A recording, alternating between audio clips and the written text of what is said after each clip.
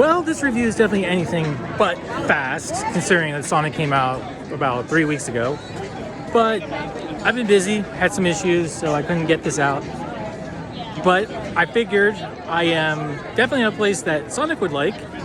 I'm at Hershey getting ready to do a fast roller coaster, so that's why you hear people around me, so I apologize for that. But I thought, what better place to do a review about a very fast character? So, as I'm waiting in line for this, why don't we get ready and go fast, and I'll tell you what I think about Sonic the Hedgehog overall. This is my unedited review for Sonic the Hedgehog 2. From the very beginning, it's clear that this movie is going to be different than the first one. And that's a good thing, especially when we get further into the movie itself.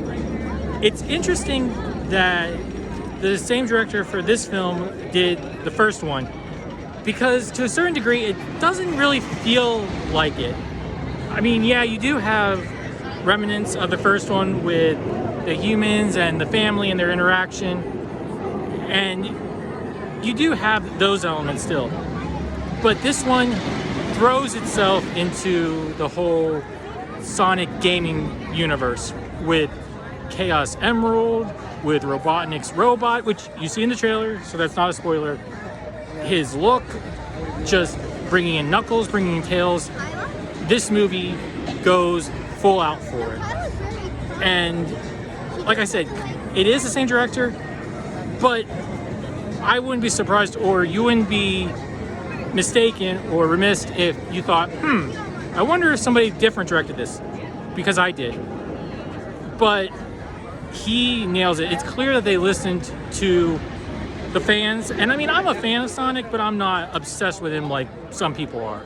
So it's clear that they listened. They went much more of the, whether it's comics, cartoons, games, they definitely went much more that route, because they're like, hey, if we're not going to get another one, we're going to go all out. Which it's pretty clear I think they're going to do another one, because I think they announced a Knuckles spin-off, and I'm pretty sure they announced a Sonic 3.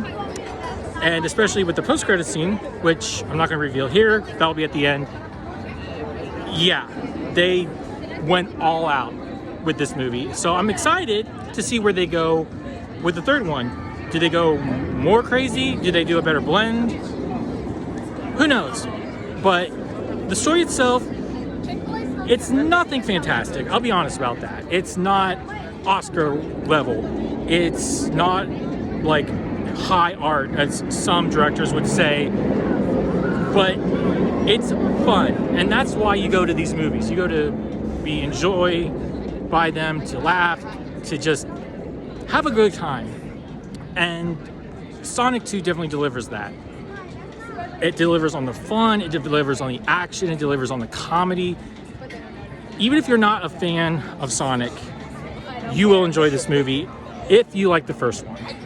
Though at the same time, if you enjoyed the first one, this one might kind of throw you for a loop, like I said, because it is different. The first one was a road trip movie, and I guess semi-self-discovery.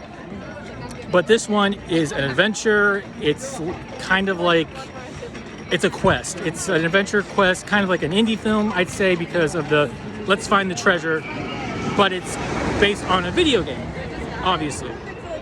So that's the big difference. So if you really liked the road trip in the first one, I don't know how you'll feel about this one. If you felt like the road trip wasn't for you and you wanted more of the video game, then this one will be for you. Going off that, that's a sign.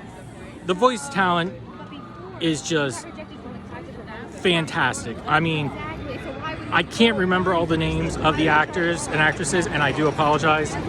I just am not totally familiar with all of them. But Swartz, I believe that's his name, returns as Sonic. Great casting. I mean, he is having so much fun with this part. And I mean, I've watched some of the other Sonic stuff, and he's just so good. He embraces this, he embraces the humor, he embraces just how much fun this character can be. I know I've said fun a lot, but that's the thing. That's what this movie is. You go, you enjoy yourself, You get away for like 2 hours and a couple minutes, I believe, and you forget your troubles and you have fun. But he returns as Sonic. I love the references he makes. They're great. I mean, you've seen the, who is this, the Winter Soldier? You've seen that one a billion times in the trailers, but he makes more comments like that. The voice of Tails is the one that's been doing it in the video games recently. And like I said, I apologize, I don't remember her name, but she's great as Tails. Tails is kind of the character that Sonic was in the first one a little bit. Totally unfamiliar with our world, trying to figure things out, but it's great because you can relate to Tails on a level because he doesn't know who he is. He just doesn't know and he's trying to find himself, which honestly is kind of the same thing Sonic's trying to do.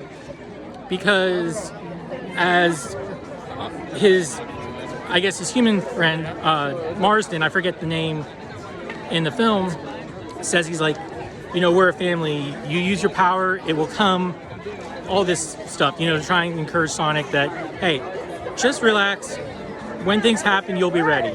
Just be ready for it. And it's almost kind of interesting because Sonic's thrown into the teacher role. And yes, he's destined to save the world.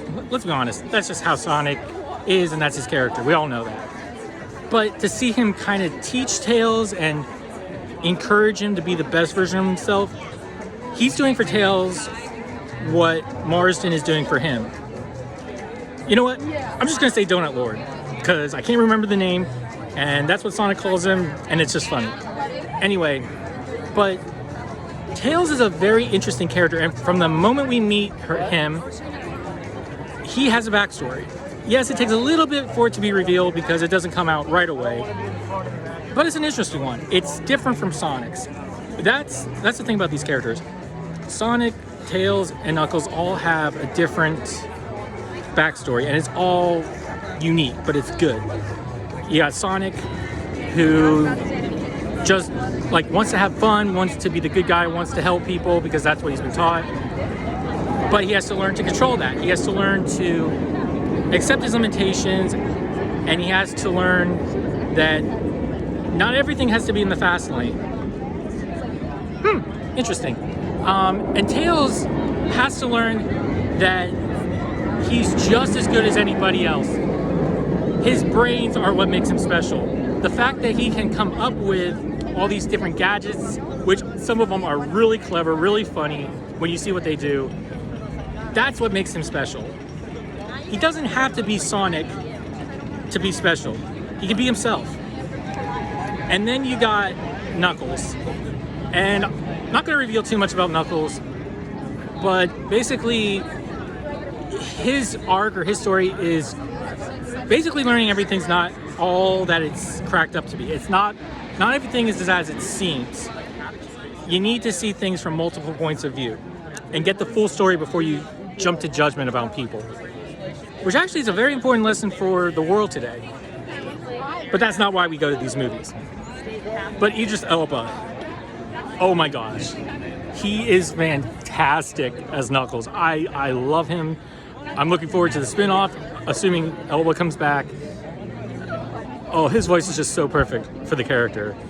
I mean, I don't have any ties to any particular voice like I've mentioned, but he's having so much fun, just like everybody is with this character.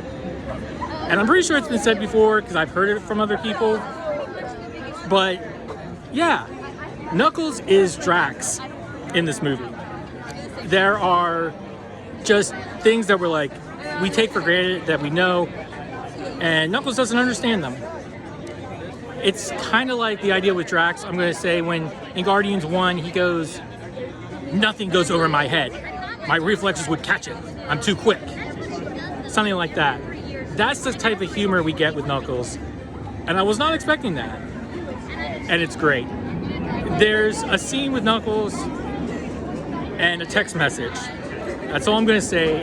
It's probably one of the funniest moments in the movie that doesn't involve an action scene or more direct recollection or callback to the games. Sometimes you try something and it just doesn't work or situation doesn't allow for it. So while for the most part this will be an unedited review, this part right here obviously will be. And that's simply because had some random person ask me if I was vlogging and therefore disrupt the entire process of what I was doing. So that's why you see a different environment here. But anyway, let's get back to the review, shall we? And now we're going to talk about the human characters. And aside from Jim Carrey, who is a huge part of the movie because he's Robotnik and he's supposed to be, and he is Sonic's main villain, you've got James Marsden, like I said, who returns as, I can't remember the name even though I just looked at it. So we're just going to call him Donut Lord. If you've seen the movies, you understand why. And he's good. Him and Tika Sumpter, who plays his wife, they're fine. They continue down a fine path. They evolve a little bit. And they're not totally boring, but by the same point, they're only in probably 25% of the movie, which actually works because where they were in over half the movie, the first one, this one is focused on Sonic and his adventures and his goals, and that's what a Sonic movie should be. But both of them are really good. They both are fine in the movie. They don't take away really from it. Do they add stuff to the movie? I guess they do, because they do add the idea of family and support and a whole bunch of more items like that, which they talk about by the end of the movie. And I mean, it's Earth, so you got to have humans in it somewhere. But they're fine. You know, they're just as good as they were in the first one, like I said. And I feel like they don't really add anything, but you don't lose anything. But they're there to help Sonic, and that's the important part. However, the main focus for them, because there's like 2 scenes throughout the movie until you get to the end with the big battle where they are greatly involved, is at a wedding. And these 2 parts are really where the movie slows down for me. Now, real fans, because I don't consider myself a real fan of Sonic, because I haven't done all the research, I don't pay attention to everything that goes on, I don't know all the lore, will notice certain things and probably appreciate certain things that happen more because they know that. They know the lore. For me, this middle part just slows it down. There are some funny bits, there are some funny moments, but it just feels like it takes away from the reason you're there. Like I said many times already, you're there for Sonic, you're there for Tails, Knuckles, Dr. Robotnik, and this all just seems to take away from that. And it just kind of seems like another subplot. I'm even going to call it like a C or D subplot that didn't even need to be there. And that's what slows the movie down for me. You cut some of that stuff out. You could have made it shorter, focus it up a little bit, and I think it would have been a lot better. But who knows? The important thing was you did have to have these characters there so that you knew, hey, they're still involved. They're still important to Sonic as a character. They're still involved in his life. So yes, they are important, but it also feels like they detract from it. Now, Natasha Rothwell, who I believe it's the sister of Tika, she's funny. She has some really good moments in this movie. Her interactions with Marsden are good. She does have a couple brief moments of her own stuff. But again, it felt unnecessary. While it was funny and while there was lore stuff, for me, I was just more interested in the Sonic part of it and his adventure. And then we come to the main guy himself, Dr. Robotnik, played by Jim Carrey. And oh my gosh, Jim Carrey is so good as Dr. Robotnik. He has the outfit on, the classic look, which is great. He's got the mustache, which he talks about. And he's having so much fun with this role. Whether it's destroying houses, destroying cities, mountains, whatever he's destroying or whatever he's creating maniacally and all this stuff. He's just having a lot of fun doing it. Now, the one thing I will say is, at times it does feel like maybe he's going too crazy, too out there. To that, though, I would say I disagree. Because if you take the idea that he has been stuck on the mushroom planet for a couple months, I don't think it's more than maybe just 6 months or so. If they say it in the movie, I don't remember. But being alone and the stuff that he does, and you get to see some of the stuff he's done, yeah, clearly you'd go crazy and more obsessed with the animal or the reason that you're there in the first place, which for him, it's Sonic. So when you look at it from that perspective, it makes sense that he's this crazy, this insane, this hyper-focused on Sonic and revenge. And yeah, it's Jim Carrey. It's just, he's so good in this part. He's so funny. He's outlandish. He goes out there for it. He's evil. There's just no more words I can use to describe it.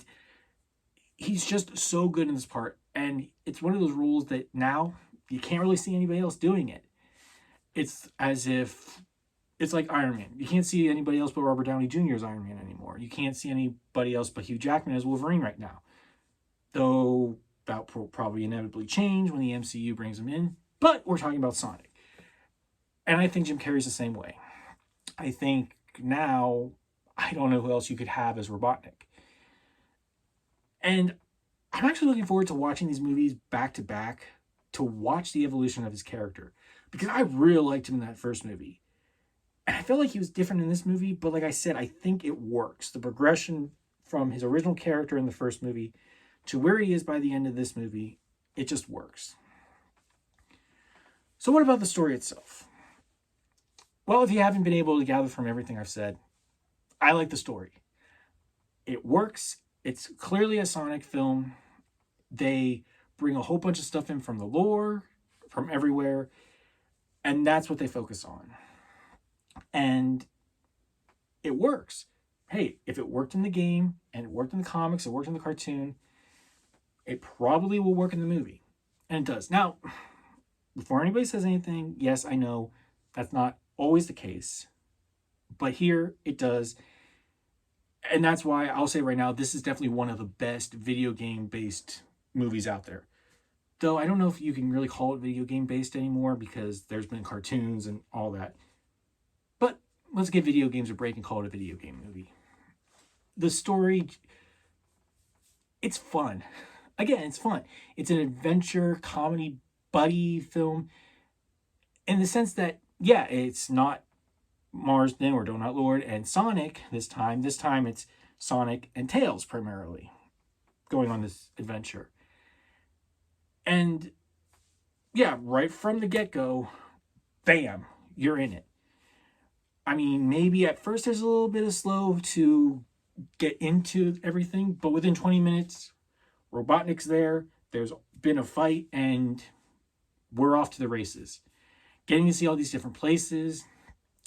I did mention how it slows down a little bit in the middle, but there is one moment where you see Tails and Sonic on this adventure, and they end up in this cabin, bar, out in the wilderness. You see parts of it in the trailer. And there's some things in it that are just downright fun. It's creepy, but it's also like, oh, okay, this is interesting. And how they get out of the situation is funny at first, but then how they actually do manage to get out of the situation is just hilarious, and it's fun. And you'll remember the scene when you see it. As for the visuals and the special effects and creation and everything, it looks great.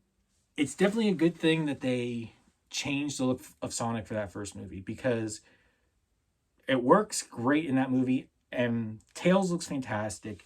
Knuckles looks great. I mean, at times, maybe you get taken out because you know they're CG characters. So there might be moments where you're like, okay, I know they're not there. So maybe you can see it a little bit.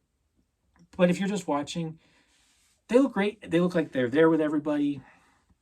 They look like they really exist. But when it comes to the visuals, what I love the most is the game stuff. The emerald looks fantastic. The visuals you see as they're going through this maze, going through the caverns, dodging traps, and all that stuff. Thinking about it later and listening to people, yeah, this is like levels of the game. And it's great. And the way the camera shoots it does kind of make it feel like a cutscene from a video game as well. But higher quality, better definition. Clearly, it's different from a video game, but just the way it's shot, it has that visual style to it a little bit. Fight scenes, fantastic. When Sonic and Knuckles really get to go at it, that's great. The movie just looks fantastic. And Dr. Robotnik's creation, his Eggman robot, I don't know what it's actually called, is great. I mean, if you want to nitpick, you could be like, okay, where does all that come from? You see what he's doing, but at the same point, you're like, really? Okay, you're exaggerating. It's like, where are you getting all this metal for your creation here? But you push that aside. You don't really even think about it while you're watching the movie. I thought about that after, because you're invested in it. And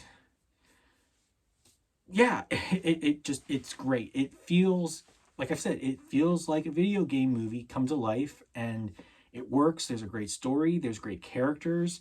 There's great relationships, which I think work much better in this movie than they did in the first one, even because you've established all that. I'm not a huge fan of Robotnik's second outfit change that comes closer to the end.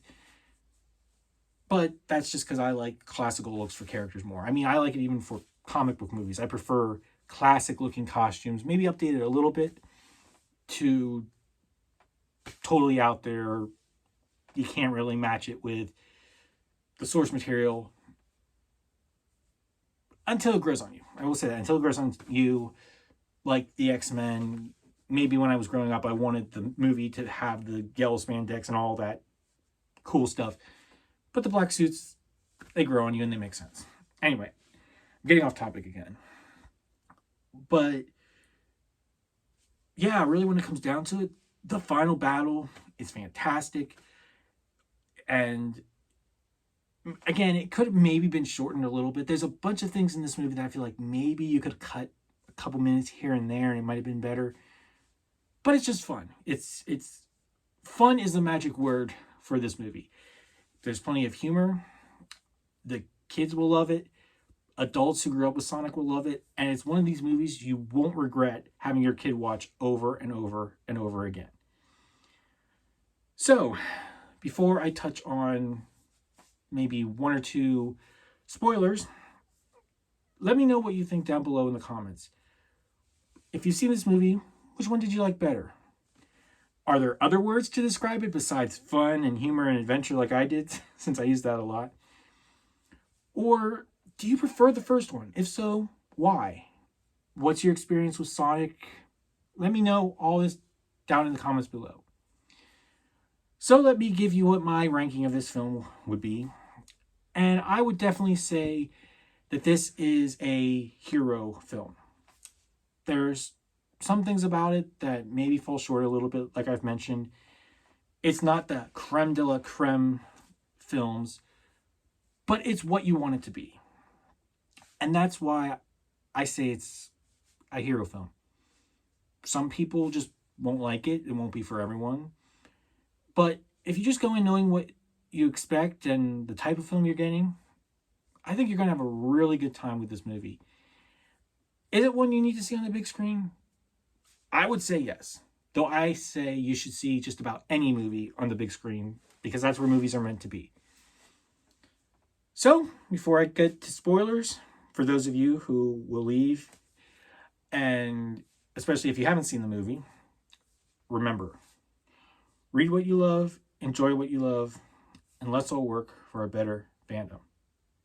And I'll see you guys next time. Okay, for those of you remaining, let's touch on 2 or 3 spoilers. Super Saiyan Sonic, aka Gold Sonic. Wow. I can't believe I knew that first off, but he looked great. I love that they brought that into this movie. It was definitely unexpected. They didn't spoil that at all. And then the final moment where Knuckles is like, he's not the Sonic you know. And it looks like, oh my gosh, what's going on with Sonic? What's going on? Though, you know, yes, he is. He's got to be the same Sonic, but you're also kind of like, or is he? What's going on? And then you see a chili cheese dog appear, and that's what he does. It's like, yep, exactly the same Sonic. But I couldn't help it. I mean, I know other people, I think, have said it, but it's like, hey, he's going Super Saiyan. You can't help but make that reference or that connection, A, by the fact that he goes gold, and B, by the fact that his spikes seem to get more spiky or more, yeah, I guess more spiky. So that was definitely a surprise. I'm glad they did that. I liked how they brought Tails' plane into the mix. They didn't have to explain it, but I liked how they did that.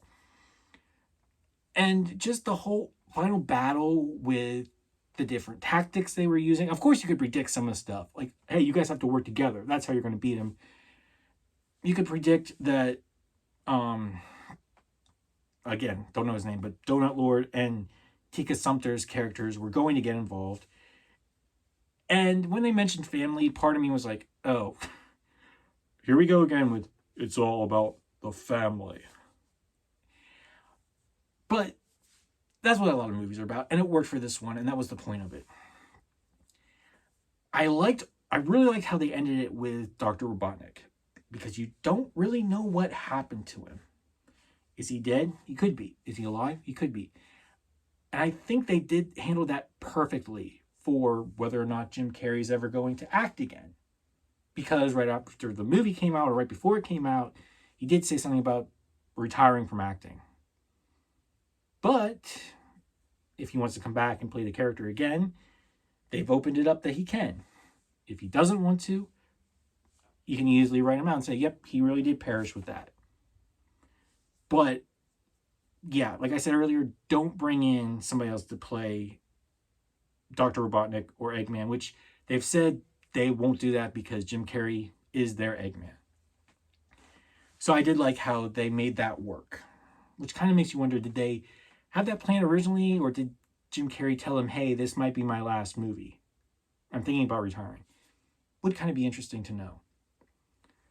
But then that final moment where we go down into this basement, into this lab, as they're doing a voiceover, and you hear Project Shadow, and Shadow's eyes just open up. It's like, oh, okay. Yeah, Shadow. This will be fun. Again, another character that I know the name, and I did a little bit of research afterward about it, but I really had no real clue about all these different characters. But I know the names. I know it's a big deal. So I did get excited about it. So the new question is, when they do a third one, because I'm pretty sure they are, I think they announced it, like I said, are they going to bring Jim Carrey back? Or is it going to be just Shadow? Or is it going to be a team up? Or what's going to happen? But I will say this, I am definitely looking forward to another Sonic film because these are a lot of fun. So, thank you guys for sticking around till the end. If you haven't seen the movie, I don't know why you stayed through and just heard all the spoilers, but that's not my fault. And again, for the rest of you, don't forget to comment, like, and subscribe. Tell me what you thought about the movie. And until next time, read what you love, enjoy what you love, and let's all work for a better fandom.